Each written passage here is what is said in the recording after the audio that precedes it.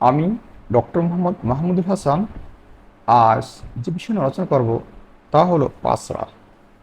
পাসরা হওয়ার কারণগুলোকে কী, পাসরা হওয়ার লক্ষণগুলোকে কী এবং পাসরা হলে তা প্রতিকারের উপায় কী। শিশু, পুরুষ ও মহিলাদের যাবতীয় রোগের প্রকৃত চিকিৎসা নিতে গুগল প্লে স্টোর থেকে হোমিও হেলথ কেয়ার অ্যাপটি ইনস্টল করে রেজিস্ট্রেশন করুন। বিস্তারিত জানতে besthomeodoctor.com ওয়েবসাইটটি ভিজিট করুন। পাসরা একটি ছোট মাইটের কারণে ত্বকের একটি সংক্রমণ। এই মাইটগুলি ত্বকের নিচে বাস করে এবং ডিম পাড়ে, যা চুলকানি এবং জ্বালা সৃষ্টি করতে পারে। এখন আমরা জানবো পাসরার কারণগুলো কী।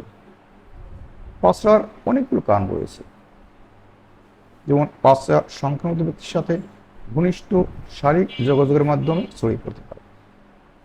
এটি সংক্রমিত ব্যক্তির ব্যবহৃত কাপড়, তোয়ালে বা বিছানার সামগ্রী ভাগ করে নেওয়ার মাধ্যমে ছড়িয়ে পড়তে পারে।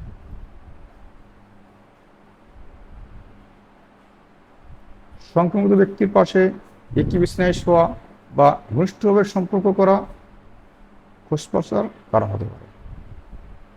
সংক্রমিত ব্যক্তির ব্যবহৃত কাপড়, তোয়ালে বা বিছানার সামগ্রী ব্যবহার করলে খোসপাসা হতে পারে। দীর্ঘস্থায়ী এবং ঘনষ্ঠ জনসমাগমে বসবাস করলেও খোসপাসা হতে পারে। এখন আমরা জানবো পাসরা হওয়ার লক্ষণগুলো। পাসরা হওয়ার অনেকগুলো লক্ষণ রয়েছে। পাসরা হওয়ার প্রধান লক্ষণ হলো তীব্র চুলকানি, বিশেষ করে রাতের বেলা বেশি হতে পারে। চুলকানির ফলে ত্বক লাল, ফোলা ভাব এবং খোসা হতে পারে।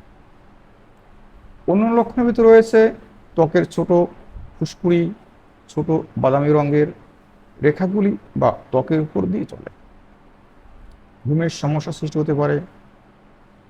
চোখ, মুখ বা যৌন অঙ্গের চারিপাশে চুলকানি হতে পারে। এখন মজা পাসরা হলে তা প্রতিকারের উপায় কী। পাসরা প্রতিরোধের জন্য সংক্রমিত ব্যক্তির সাথে ঘনিষ্ঠ এড়িয়ে চলতে হবে। আপনি যদি মনে করেন যে আপনার পাসরা আক্রান্ত হয়েছেন, তাহলে দ্রুত ডাক্তারের পর সম্পন্ন হয়ে সঠিক চিকিৎসা নিলে এই সমস্যা থেকে মুক্তি পাওয়া সম্ভব।